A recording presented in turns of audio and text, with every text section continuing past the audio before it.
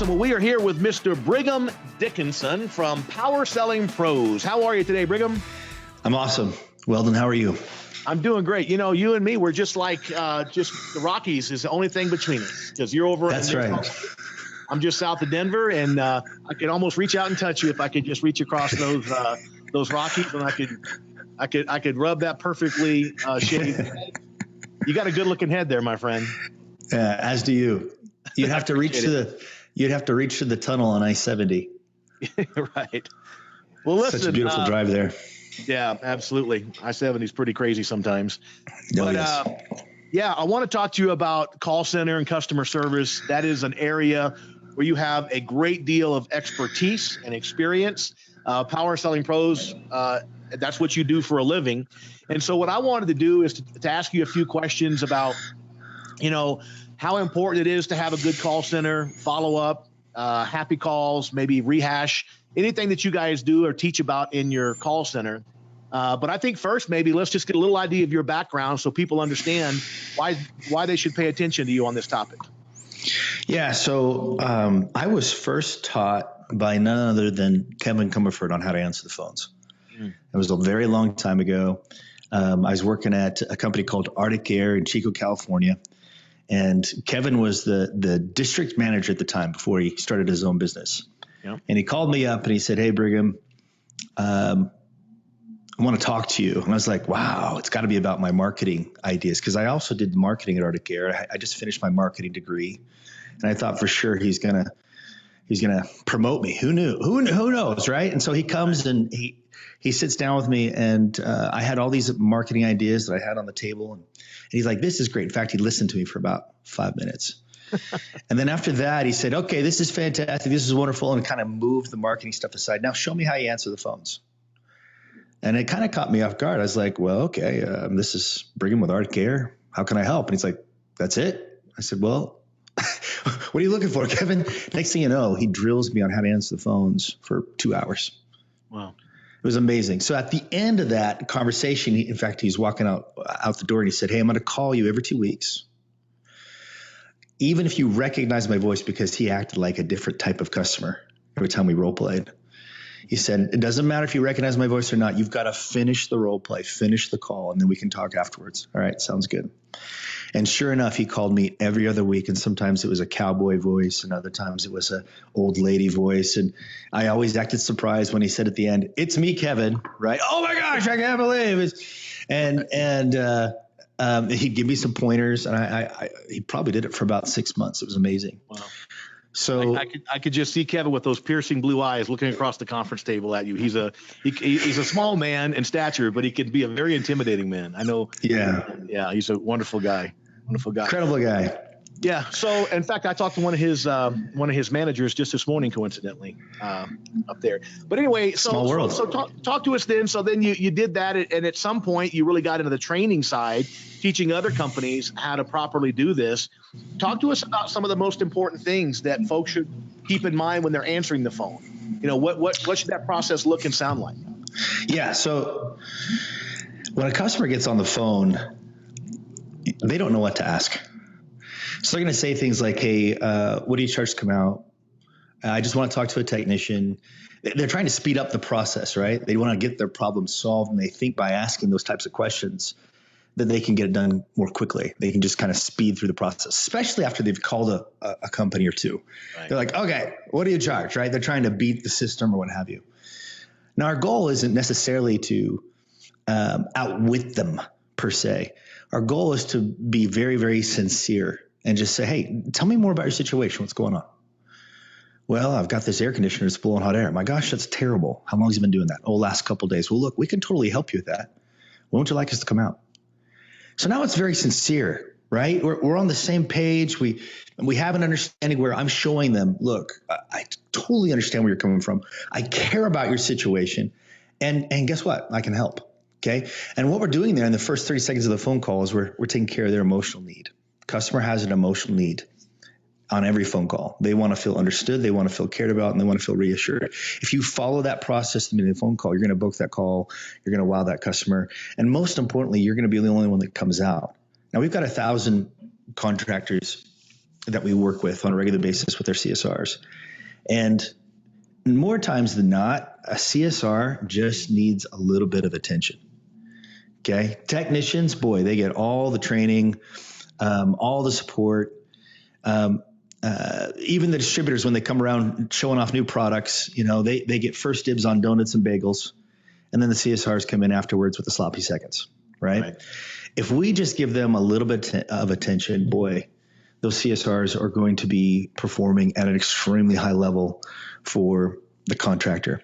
Yeah. And it's worth it. I mean, gosh, when your calls come in and side note, I found out from Service Titan the other day, according to Service Titan contractors in general only book 42% of their phone calls.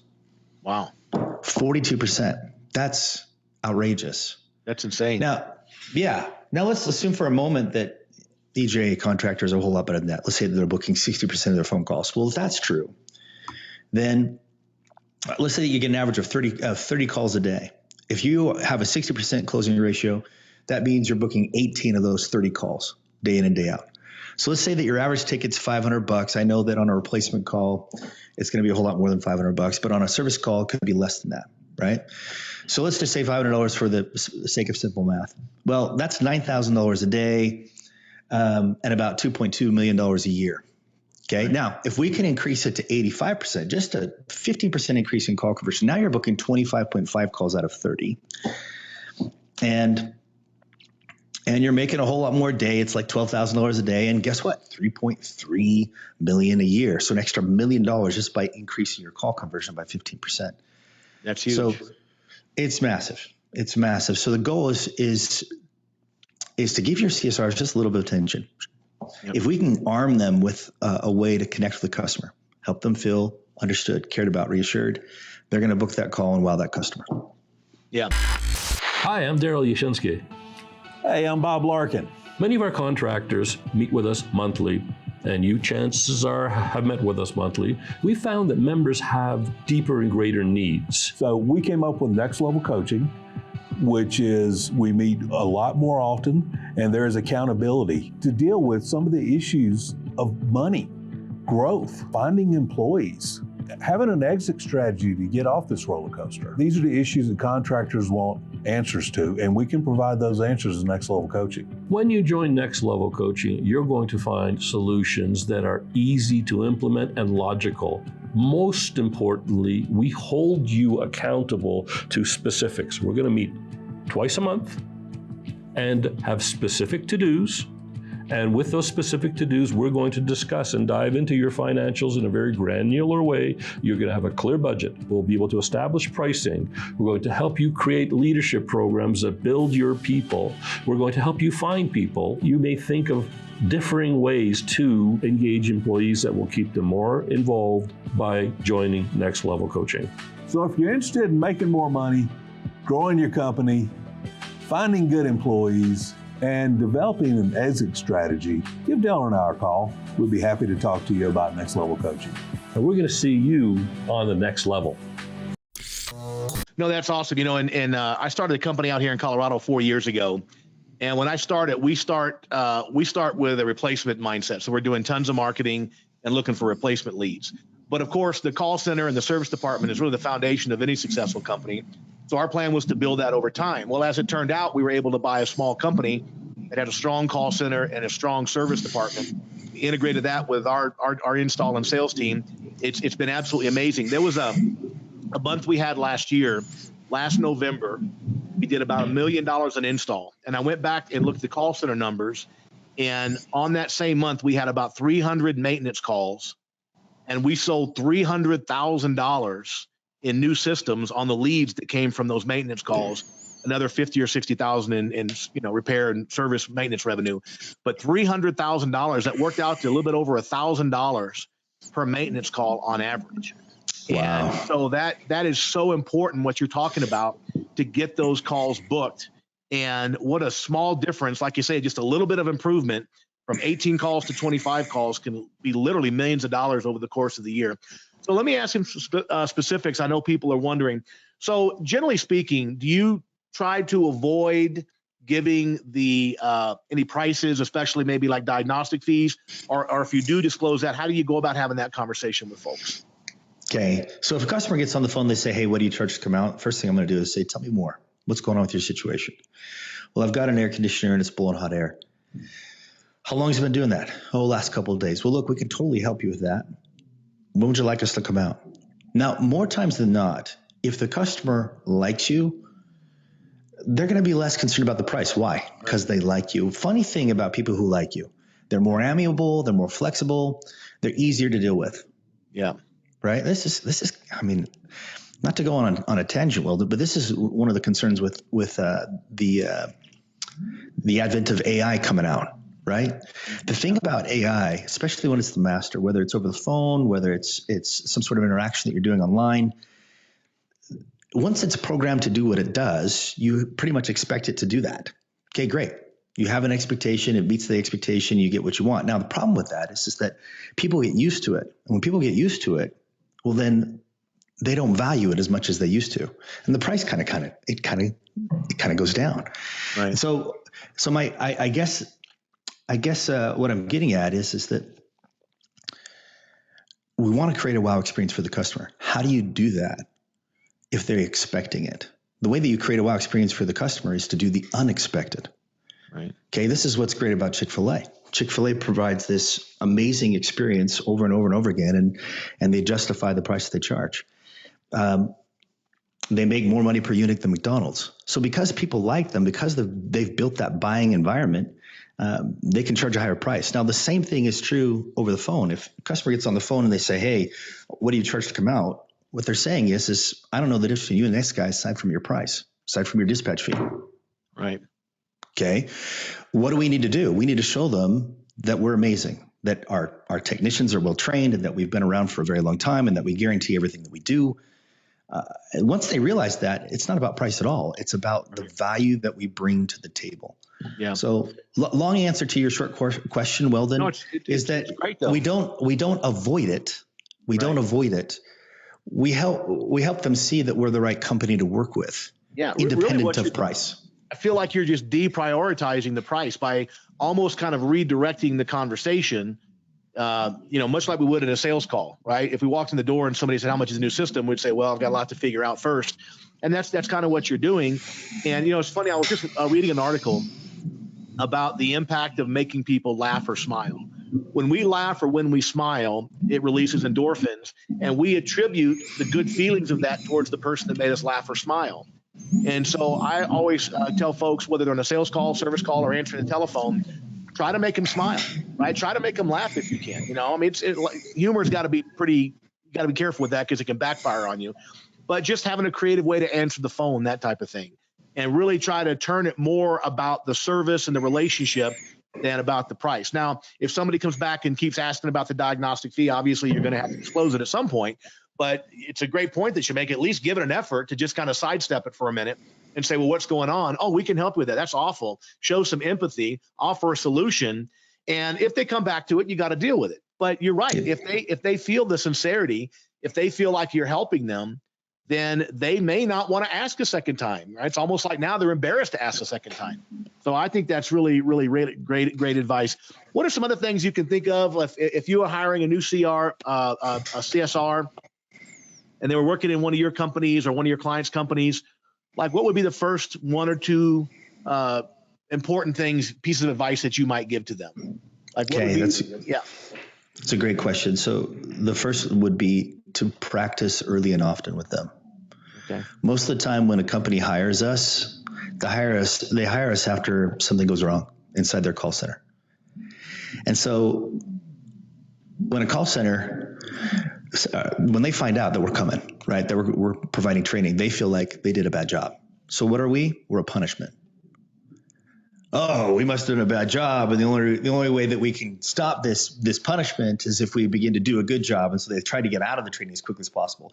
Did I do a good job? Great. They're in for like 2 months. They say, hey, we're good now, right? We're good. We're fixed. Right. Well, no, that's not how it works. So you want to create a culture of practice. In fact, when you're in the interviewing process, say, hey, let's just practice a call right now, and get them used to the fact that this is what we're doing even before you hire them. Now, the reason why this is important is let's see what they say, first of all. I mean, it's probably going to not be the greatest. So you might have a customer, you might do a practice session with that CSR and they get comfortable with it, right? They go, okay, cool. This is what we do. This is part of our culture. And you can provide feedback even before you hire them. Let's see how they receive feedback. And then now you're building into your culture practice, right? So if we come on or not, you're constantly practicing. Okay, even after they're hired, I would sit down with them on a regular basis and just practice. Have them listen to their own phone calls and practice better customer service skills. If you do that, whether Power Selling Pros is involved or not, boy, you're going to have a team that's used to practicing, used to role playing on a regular basis. That'd be number one. Number two, we want to incentivize them to book calls. Even calls, let's say, for example, say a customer gets on the phone and they're talking about plumbing. Let's say you also provide heating and cooling. If you also book a replacement call or a heating and cooling call, you should be paid for that. Sure.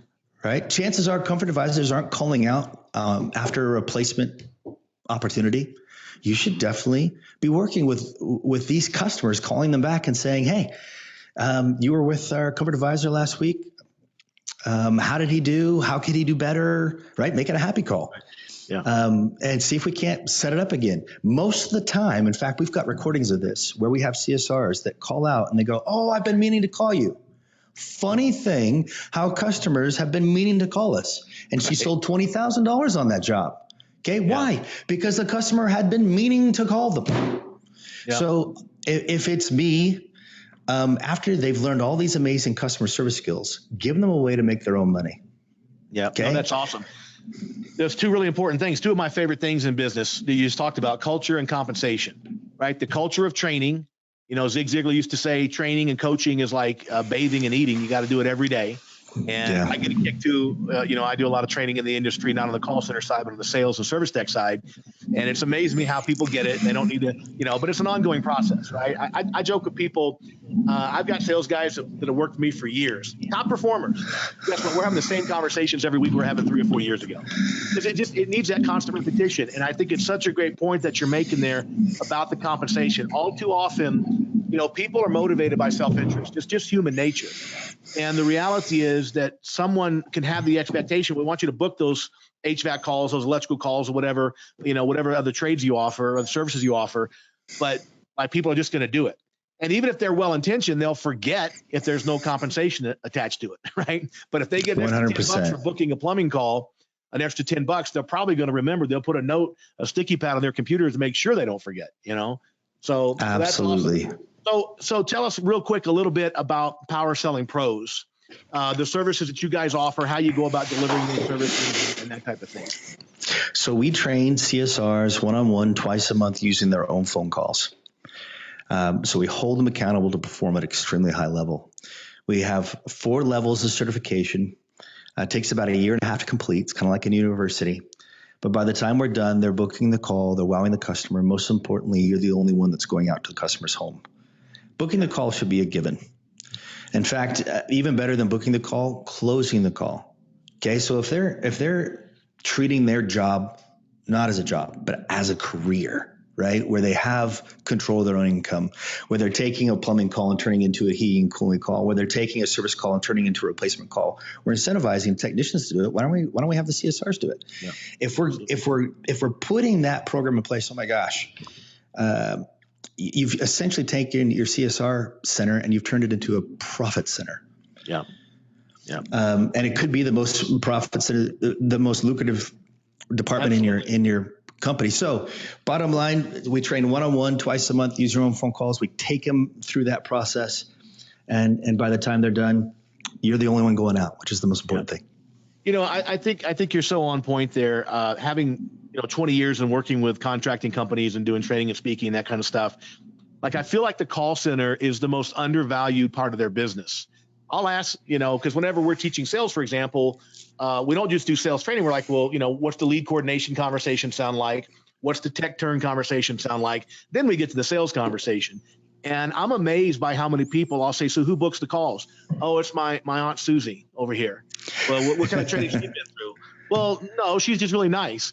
And it's just so important, that culture of training and ongoing training. And as you said, even if they use Power Selling Pros for a bit and they start doing it internally, at least they're executing on the culture of making sure that people, understand what to do. And like you said, the practice is so important.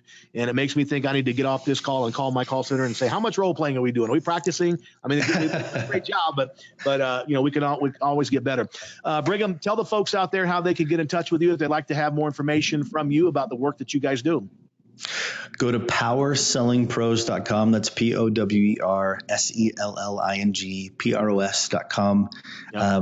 There's a button right at the top there. Click on a demo and have a demo with us. Love to go through and show you how we do it. That's awesome, Brigham. Well, listen, we appreciate you joining us here on Cracking the Code. It's always good to see you. Brigham and I go back many, many years in this industry, crossing paths at 100 different events and different things. So it's always great to see you. And I hope we'll get to see you again soon. I'm sure we'll cross paths at an event before too long.